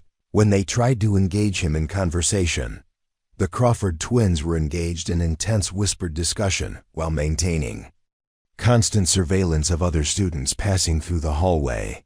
Their synchronized movements and shared glances indicated they were coordinating some form of social manipulation that would likely target multiple victims simultaneously. Sarah recognized the pattern from her study of their social media activities. They typically spent several days gathering information about potential targets before launching coordinated attacks designed to maximize psychological damage. Sarah's second period world history class proceeded normally, with most students engaged in a lesson about World War II resistance movements. The irony of teaching about individuals who had fought against oppressive systems while simultaneously planning her own resistance campaign was not lost on her, though she maintained her professional focus on delivering educational content effectively. During the transition period between classes, Sarah implemented the next phase of her plan by strategically placing recording devices in locations where Blake's group typically gathered for private conversations. Her military training in covert operations allowed her to accomplish these tasks quickly and discreetly, ensuring that the devices would capture clear audio while remaining undetectable to casual observation. The junior English literature class presented her first direct encounter with Blake's group since the previous day's cafeteria incident. As students filed into the classroom, Sarah could sense the tension and anticipation that preceded a planned confrontation. Blake entered last, making eye contact with her briefly before taking his seat with an expression that mixed confidence with barely concealed hostility. "Good morning, everyone," Sarah began calmly, moving to the front of the classroom where she could maintain visual contact with all students while positioning herself near the emergency communication button that connected directly to the main office. "Today we'll be continuing our discussion of character development in The Great Gatsby, focusing specifically on how Fitzgerald uses dialogue to reveal the true nature of his characters." The lesson topic was particularly appropriate given the circumstances, as it would provide multiple opportunities to discuss themes of deception, hidden motivations, and the gap between public personas and private realities. Sarah had deliberately chosen this focus because it would allow her to make subtle references to the dynamics she was observing in her own classroom while maintaining the appearance of routine academic instruction. Blake raised his hand before Sarah had finished outlining the day's objectives, a break from his usual pattern of passive-aggressive disruption that suggested he was ready to escalate to more direct confrontation. "Miss Chen, I have a question about something that's been bothering me," Blake announced, his voice carrying the false politeness that typically preceded his most aggressive attacks. "Yesterday in the cafeteria, you seemed really defensive when I was just trying to help improve our educational experience. Don't you think teachers should be open to constructive feedback from students?" The question was carefully constructed to position Blake as a concerned student advocate while casting Sarah as someone who was unwilling to accept legitimate criticism. It also referred to the previous day's incident in a way that would force her to either defend her actions or accept his characterization of events, creating a lose-lose situation that could undermine her authority in front of the entire class. Sarah recognized the tactical sophistication of Blake's approach and understood that her response would set the tone for everything that followed. Her military training had taught her that when facing a coordinated attack, the key was to maintain control of the engagement while gathering intelligence about enemy capabilities and intentions. "That's an interesting perspective, Blake," Sarah replied calmly, maintaining steady eye contact while activating the recording device concealed in her pen holder. Class participation and constructive dialogue are certainly important parts of the learning process. Perhaps you could share a specific example of how our discussion of The Great Gatsby could be improved to better serve your educational goals. Her response redirected Blake's challenge back to the academic content, while simultaneously testing whether his concern for educational quality was genuine or merely a pretext for disruption. It also created an opportunity for him to demonstrate his actual knowledge of the material they were studying, which would either validate his position as a serious student or expose the superficial nature of his educational advocacy. The recording devices Sarah had strategically placed throughout the classroom were now capturing every word of the exchange, creating an irrefutable record of Blake's behavior and her professional responses. More importantly, her calm and measured handling of his provocation was beginning to reveal the true dynamics of their conflict to the other students, many of whom were starting to recognize the manipulative nature of Blake's tactics. The confrontation reached its climax during the final study hall period of the day, when Blake Morrison made the catastrophic decision to physically escalate a situation that had, until now, remained within the bounds of psychological warfare. Sarah had been monitoring the increasing tension throughout the afternoon as her hidden recording devices captured increasingly desperate conversations between Blake's group members, who were frustrated by their inability to provoke the emotional breakdown they had orchestrated so successfully with previous victims. The study hall was held in the school's multimedia center, a large room filled with computer workstations and collaborative seating areas that provided multiple blind spots, where inappropriate behavior could occur without immediate detection by supervisory staff. Sarah had positioned herself at the circulation desk near the center of the room, where she could maintain visual contact with most students while appearing to focus on administrative tasks. Blake's group had claimed a cluster of computers in the far corner, ostensibly working on individual assignments, but actually engaged in urgent whispered planning sessions that Sarah's concealed recording equipment was capturing with perfect clarity. Through her earpiece, connected to the surveillance system she had established throughout the school, Sarah could hear every word of their increasingly frantic discussions about why their usual tactics were proving ineffective. "She's not reacting the way she's supposed to," Tyler whispered urgently, his voice barely audible above the ambient noise of students typing and turning pages. "Every other substitute we've dealt with has either gotten angry or started crying by now. What's wrong with her? Maybe she's just really good at hiding it," Amanda Crawford replied quietly. "Some people don't show their emotions until they completely break down. We just need to push harder." Marcus Rodriguez sounded less confident than usual as he added his perspective to the discussion. "I don't know, guys. Something feels different about this one. The way she looks at us sometimes, it's like she's studying us instead of being afraid. Maybe we should back off for a while."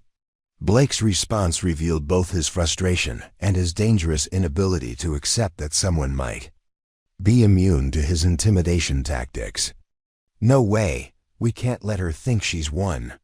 If word gets out that a substitute teacher made us back down, every teacher in this school will think they can challenge us. We finish this today." Sarah recognized the psychological phenomenon she was witnessing. Blake's narcissistic personality could not tolerate the possibility that his power and influence had limits, and he was prepared to escalate to increasingly dangerous levels rather than accept defeat. Her military training had taught her to identify this type of thinking in enemy combatants who became more reckless and unpredictable as their tactical situation deteriorated. The attack began when Blake approached Sarah's desk with a computer printout in his hand, claiming he needed help with a technical problem that required her to leave her supervisory position and accompany him to his workstation. Sarah immediately recognized this as a tactical maneuver designed to isolate her from potential witnesses and security cameras, while positioning her in a location where his group could surround her without attracting attention from other students. "Ms. Chen, could you help me with this computer issue?" Blake asked with exaggerated politeness, holding up a document that appeared to be a legitimate assignment.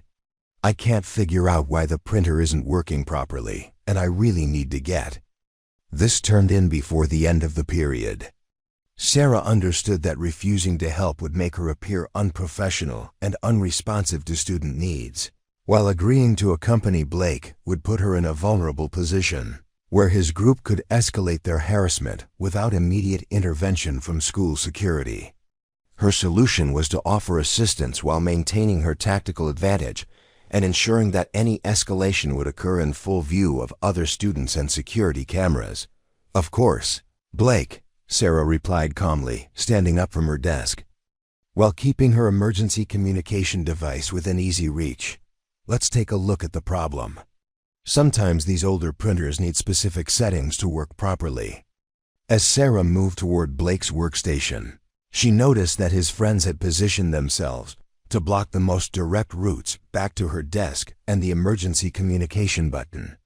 Tyler and Marcus flanked the walkway between computer stations, while the Crawford twins had moved to seats that provided them with clear sight lines to observe and potentially record whatever was about to happen. When Sarah reached Blake's computer, she immediately noticed that there was no actual technical problem. The printer was functioning normally, and the document he claimed to need help with was actually a blank page with random text that had been created specifically for this encounter. The realization that she was walking into a carefully planned trap triggered the heightened awareness and tactical thinking that had kept her alive during multiple combat deployments. "I don't see any problem with the printer, Blake," Sarah said, calmly, checking the connection cables and settings display. "Everything appears to be working correctly. What specific error message were you receiving?" Blake's expression shifted from false helpfulness to open hostility as he realized that Sarah was not going to provide him with the vulnerable target he had expected. His response revealed the depth of his frustration and his willingness to abandon all pretense of legitimate student concerns. "You know what, Miss Chen? I'm tired of you acting like you're better than us," Blake said loudly, his voice carrying across the multimedia center and causing other students to look up from their work. "You come in here thinking you can treat us like little kids, but you're just a substitute teacher who couldn't even get a real job." The verbal attack was designed to provoke an emotional response that would justify further escalation, but Sarah's military training had prepared her for much more serious psychological warfare than anything a privileged teenager could devise. Instead of reacting defensively, she maintained her professional composure while mentally preparing for the physical confrontation she could sense was approaching. "Blake, I understand you're frustrated about something," Sarah replied calmly, taking a small step backward to increase the distance between them, while keeping her hands visible and ready to respond to any sudden movements.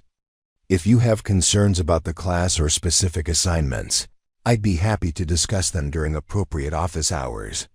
Her composed response only increased Blake's rage, as he had never encountered someone who refused to be intimidated by his aggressive behavior. In his mind, Sarah's calm professionalism was a personal insult and a challenge to his authority that required immediate and decisive response. "Don't talk down to me," Blake shouted, moving closer to Sarah with his fists clenched and his face flushed with anger. "You think you're so smart, but you're nobody. My father could have you fired with one phone call, and my mother sits on the school board. You're nothing."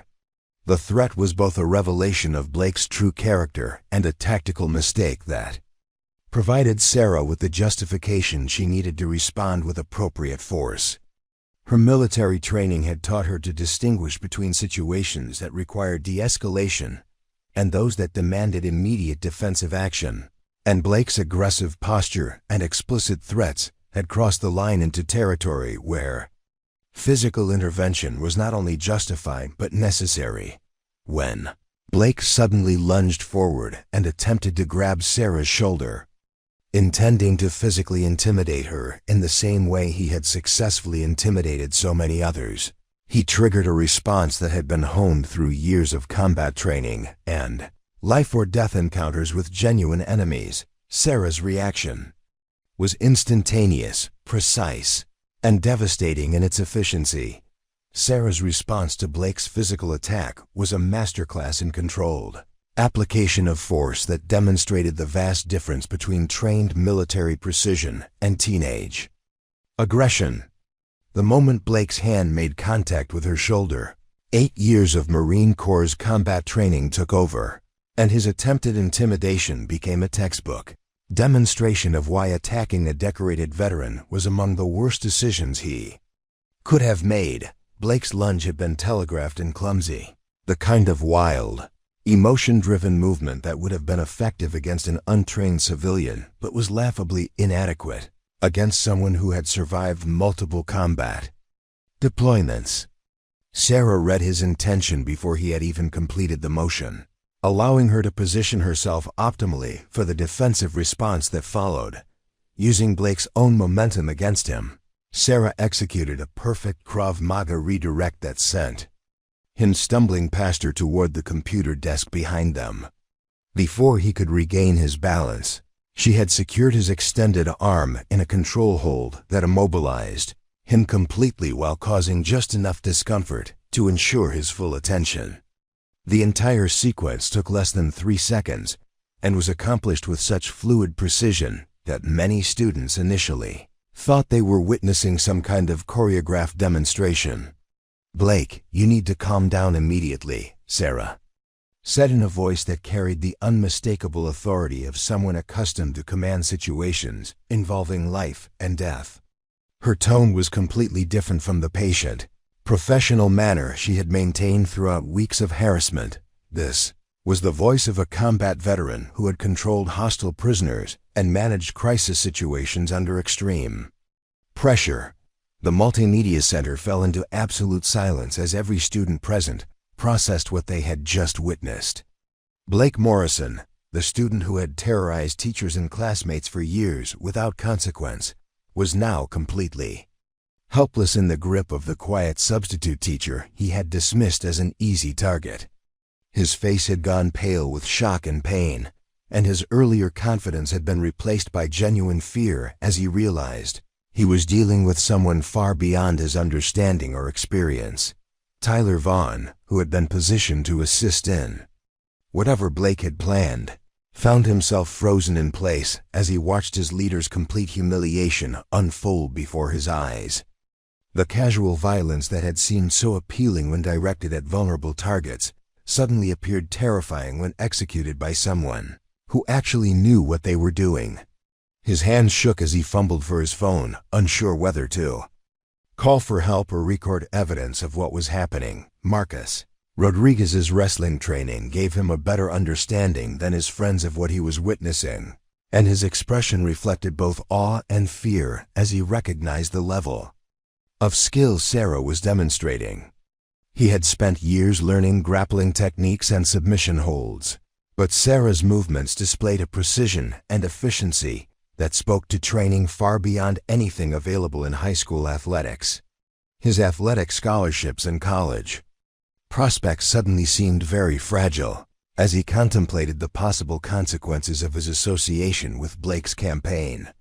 The Crawford twins sat motionless at their computer station, their usual synchronized cruelty replaced by identical expressions of shock and disbelief.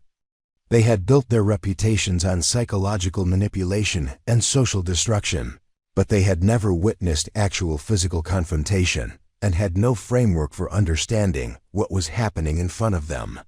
Their phones remained unused in their hands as they struggled to process the complete reversal of power dynamics they had considered immutable.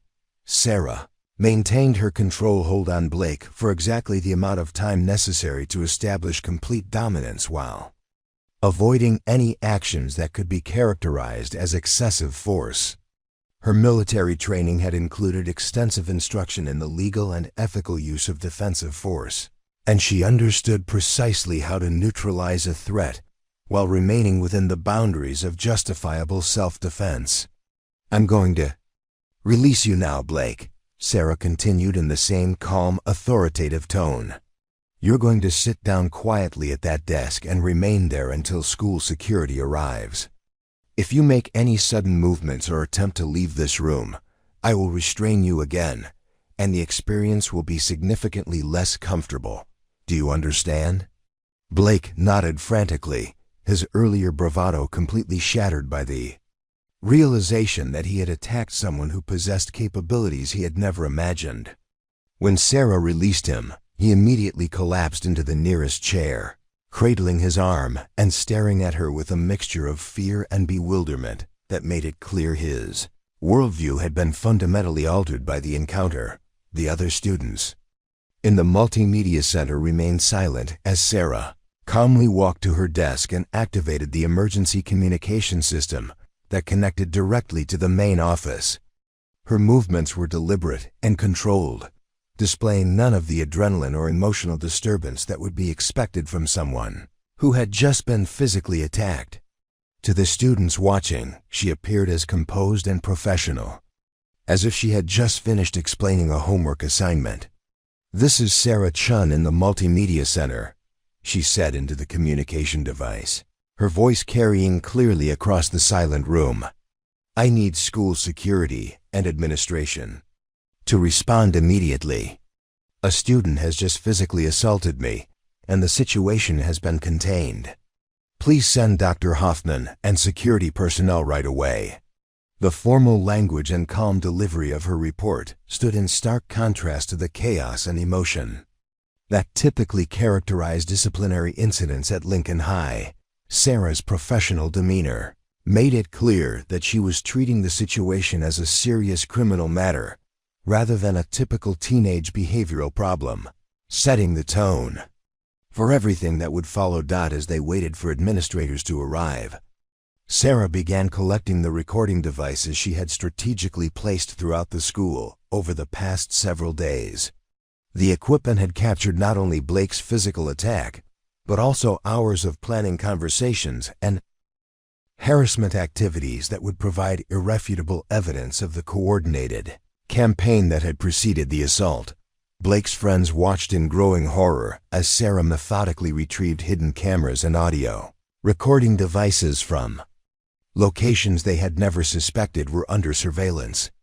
The realization that their private conversations and planning sessions had been monitored and recorded sent waves of panic through the group as they contemplated the implications for their own futures. Dr. Hoffman arrived within minutes, accompanied by 2 security officers and the school resource officer who typically handled serious disciplinary incidents.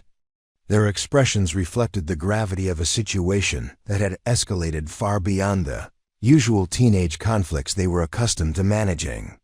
The presence of law enforcement personnel made it clear that Blake's actions had crossed the line from school discipline into potential criminal territory. "Miss Chen, are you injured? Do you need medical attention?" Dr. Hoffman asked immediately upon entering the multimedia center, her professional concern evident despite her obvious anxiety about the larger implications of the incident. "I'm fine, Dr. Hoffman," Sarah replied calmly. "However, I do need to inform you that I have extensive documentation of the harassment campaign that preceded this assault, including audio and video recordings that demonstrate this was not an isolated incident, but part of a systematic pattern of abuse directed at substitute teachers and other vulnerable students." The revelation that Sarah had been conducting surveillance and gathering evidence transformed the situation from a simple assault case into something much more complex and potentially damaging to the school's reputation. Dr. Hoffman's expression reflected her growing understanding that she was dealing with someone who had approached the problem with professional sophistication rather than Amateur emotional reactions. As school security took statements from witnesses and began the process of documenting the incident. Sarah prepared to reveal the full extent of her investigation and the evidence she had gathered about Blake Morrison's reign of terror at Lincoln High School. The investigation that followed Blake Morrison's assault revealed the true scope of the systematic harassment campaign that had been operating at Lincoln High School for years, protected by a combination of wealth, influence, and administrative willful blindness. Sarah's methodically gathered evidence transformed what administrators had hoped to handle as an isolated disciplinary incident into a comprehensive exposure of institutional failures that would have far-reaching consequences for everyone involved. Dr. Hoffman's initial strategy had been to minimize the incident by treating it as a mutual altercation that could be resolved through suspension and mediation. But Sarah's presentation of recorded evidence made such an approach impossible.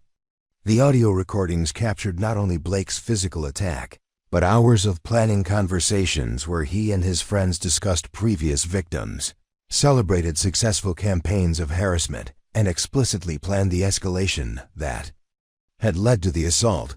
The school board emergency meeting convened that evening included several members who had personal relationships with the families involved, creating immediate conflicts of interest that Sarah had anticipated and prepared for.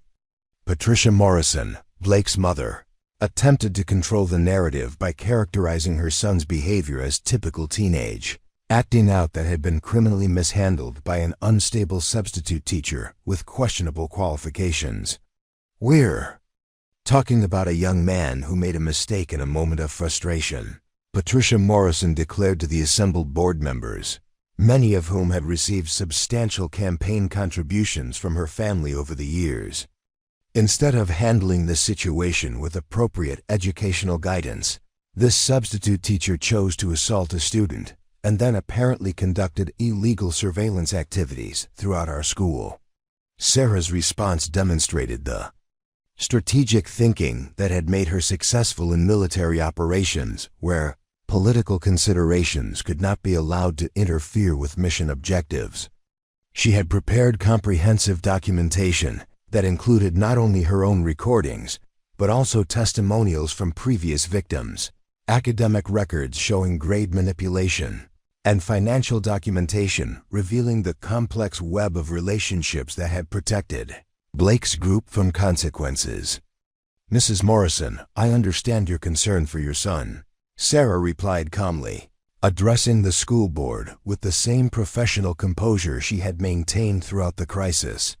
"However, the evidence I've gathered shows that Blake's assault was not an isolated incident, but the culmination of a years-long pattern of harassment that has driven multiple teachers and students away from Lincoln High School."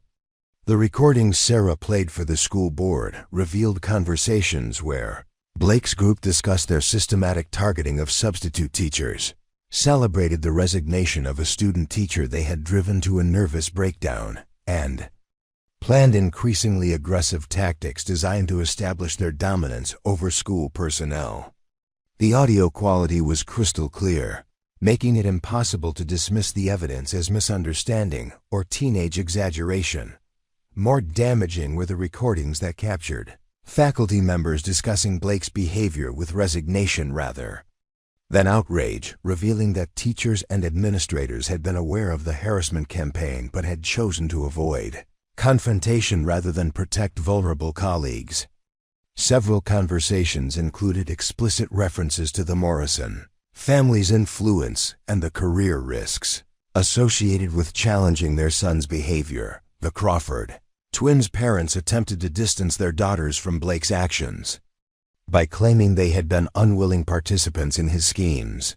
But Sarah's evidence included social media communications where Jessica and Amanda discussed their psychological manipulation tactics with clinical precision. Their posts revealed a sophisticated understanding of how to destroy other students' reputations and social relationships, often driving targets to transfer schools or attempt self-harm. Tyler Vaughn's family hired legal representation immediately. Upon learning about the recordings, recognizing that their son's documented participation in planning sessions could result in criminal charges for conspiracy and harassment, the recordings revealed Tyler suggesting increasingly dangerous pranks and explicitly discussing how to avoid detection while maximizing psychological damage to their targets. Marcus Rodriguez faced the most complex situation, as his athletic scholarships and college prospects depended on maintaining a clean disciplinary record. The recordings captured him expressing occasional doubts about the group's tactics, but ultimately participating in harassment activities that could be characterized as criminal intimidation. Several college coaches who had been recruiting him withdrew their offers within days of the incident becoming public knowledge. The legal implications extended far beyond the individual students involved, as Sarah's documentation revealed potential civil rights violations and institutional liability that could result in federal investigation and massive financial damages. Her military training and intelligence gathering had produced evidence that met professional standards for criminal prosecution, making it impossible for local authorities to ignore or minimize the situation.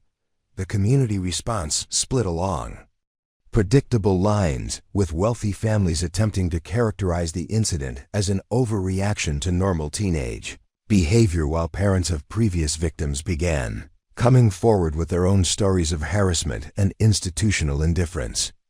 Local media coverage intensified when reporters discovered that similar incidents had occurred at other schools where the Morrison and Vaughn families had influence. Sarah's background became a focal point of debate as Blake's supporters attempted to portray her military service as evidence of psychological instability rather than professional qualification. Their strategy backfired when veterans organizations and military advocacy groups rallied to support a decorated combat veteran who had been physically attacked while performing her civilian duties. The state education department launched its own investigation after receiving complaints about Lincoln High School's failure to protect students and staff from harassment. Federal authorities began examining whether the systematic targeting of substitute teachers and scholarship students constituted a pattern of discrimination that violated civil rights laws. Blake Morrison was ultimately charged with assault, criminal harassment, and conspiracy to intimidate school personnel. His arrest at the family's mansion generated extensive media coverage that revealed additional details about his history of violent behavior that had been concealed through family influence and financial pressure. Previous incidents at summer camps, private clubs, and family events painted a picture of escalating aggression that had been enabled rather than addressed by adults in his life.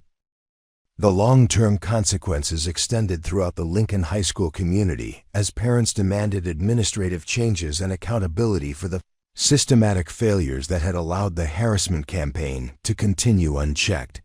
Dr. Hoffman submitted her resignation rather than face a termination hearing, while several faculty members who had enabled Blake's behavior through their silence faced disciplinary action and potential criminal charges. Sarah Chen's courageous stand had not only protected herself, but had exposed an entire system of privilege and abuse that had operated in plain sight for years.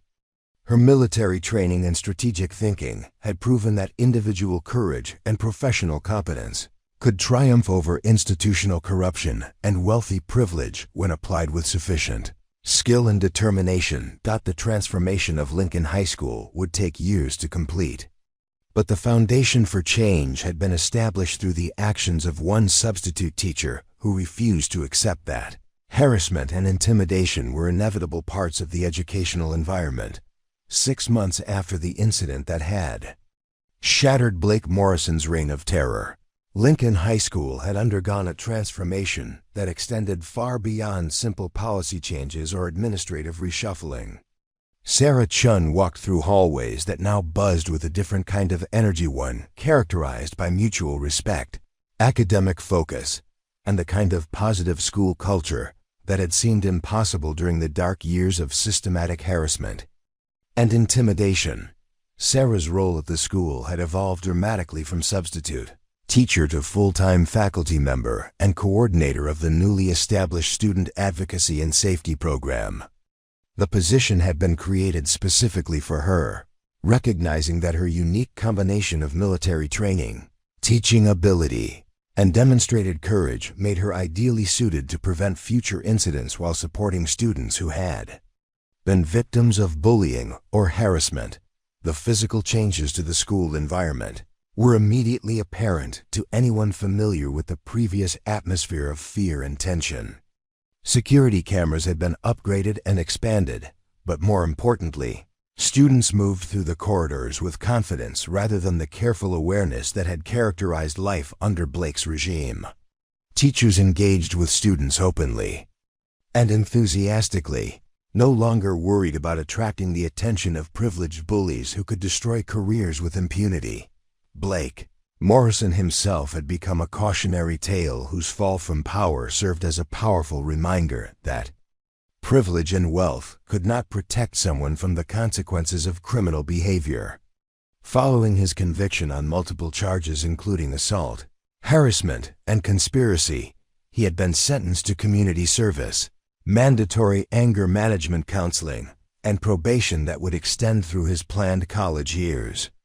More significantly, his criminal record had resulted in the withdrawal of college admission offers and the loss of opportunities that his family's wealth had previously guaranteed. The psychological impact of his defeat had been even more devastating than the legal consequences. Blake's identity had been so thoroughly constructed around his ability to intimidate and control others that losing that power had left him struggling with depression and anxiety that required professional intervention. His parents had enrolled him in a private therapeutic boarding school in another state, where he was receiving intensive counseling designed to address the narcissistic personality traits that had driven his destructive behavior. Tyler Vaughn's trajectory had taken a different but equally dramatic turn following his involvement in the harassment campaign. The criminal charges against him had been reduced to misdemeanors in exchange for his cooperation with prosecutors and his testimony about the group's activities, but the social consequences had been severe. His desperate need for acceptance had led him to associate with increasingly dangerous individuals after Blake's arrest, resulting in additional legal troubles involving underage drinking and vandalism that had jeopardized his family's restaurant business. The financial pressure created by legal fees and reputation damage had forced the Vaughn family to sell 2 of their restaurant locations, and Tyler's college plans had been indefinitely postponed while he completed court-mandated community service and substance abuse counseling. His parents had come to understand that their permissive approach to his behavior had enabled destructive patterns that required professional intervention to address. Marcus Rodriguez had perhaps experienced the most complex consequences of his association with Blake's group, as his athletic talents had provided him with opportunities to rebuild his reputation through positive channels.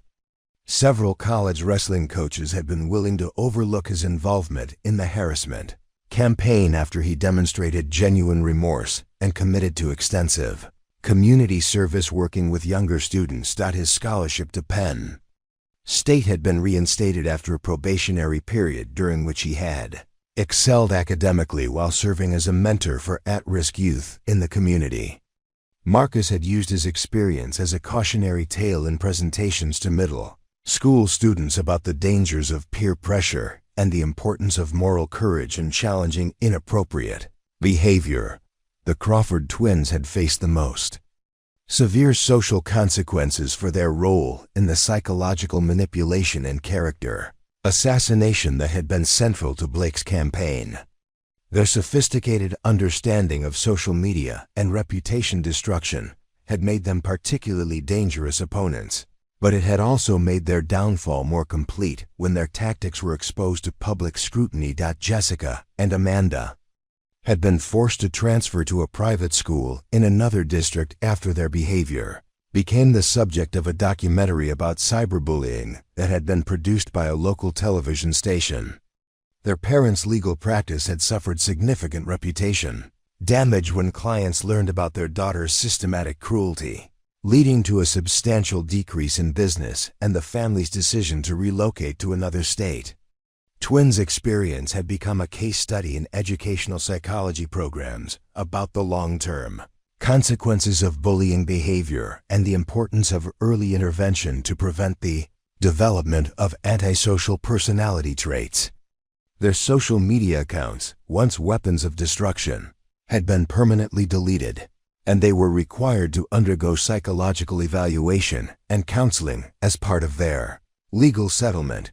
Sarah's transformation of Lincoln High School's culture had extended beyond simply removing the primary perpetrators of harassment. She had implemented comprehensive training programs for faculty and staff that taught them to recognize early warning signs of bullying behavior and provided them with effective intervention strategies that protected both victims and potential perpetrators from escalating conflicts. The student advocacy program that Sarah directed had created support systems for students who had previously suffered in silence, providing them with safe spaces to report harassment and professional counseling to address the psychological damage caused by long-term abuse. The program had also established peer mentorship networks that connected older students with younger ones, creating positive role models and breaking down the social hierarchies that had enabled systematic oppression. Perhaps most importantly, Sarah had worked with the school board to establish clear policies that eliminated the preferential treatment that had previously protected wealthy students from consequences for their actions. The new disciplinary procedures applied equally to all students, regardless of their family's financial status or political connections, ensuring that future Blake Morrisons would face immediate and appropriate consequences for inappropriate behavior. The impact of Sarah's courage had extended far beyond Lincoln High School, inspiring similar reforms at other educational institutions throughout the region. Her story had been featured in military publications as an example of how veterans could apply their training and experience to civilian challenges, and she had been invited to speak at conferences about bullying prevention and institutional accountability. Teachers who had previously felt powerless in the face of privileged bullies now understood that professional competence and moral courage could triumph over wealth and influence when applied with sufficient determination and strategic thinking. Students who had been victims of harassment found their voices and began advocating for themselves and others, creating a culture of mutual support rather than competitive cruelty. Sarah Chen had proven that one person with the right training, mindset, and moral clarity could transform an entire institution and protect countless future students from the kind of systematic abuse that had once seemed inevitable and unstoppable. 2 years later, Sarah stood before a packed auditorium at the National Education Conference, addressing hundreds of teachers and administrators who had come to hear about the Lincoln High transformation. Behind her, a projection screen displayed before and after statistics: bullying incidents down 89%, teacher retention up 156%, and student academic performance reaching record highs. The morning I walked into Lincoln High as a substitute teacher, I never imagined I'd become the catalyst for systemic change. Sarah began, her voice carrying the same calm authority that had once faced down Blake Morrison. But sometimes the quiet ones, the underestimated ones, the ones others dismiss as weak, were the ones who possess the strength to fight battles others can't even see. In the audience, Dr. Chen Sarah had completed her doctorate in educational leadership. The previous year noticed familiar faces. Marcus Rodriguez, now a college junior and anti-bullying advocate, sat in the front row. Even Tyler Vaughn had come, 3 years sober and working as a counselor for at-risk youth. The question and answer session revealed the program's incredible impact. Over 40 schools had implemented the Chen protocol for identifying and dismantling harassment networks. Sarah's military-inspired approach to institutional change had become a model studied in education. Programs nationwide. As the conference ended, Sarah reflected on an unexpected truth. Blake Morrison's assault had been the best thing that ever happened to Lincoln High School. His moment of violence had shattered a system of privilege and abuse, replacing it with justice and accountability. Did this story of hidden strength and ultimate justice inspire you? If you enjoyed watching a decorated Marine show, Privileged Bullies, that actions have consequences, make sure to subscribe for more incredible true stories of underdogs who fight back. Hit that notification bell so you never miss tales of courage triumphing over corruption. What other inspiring comeback stories would you like to see? Let us know in the comments below.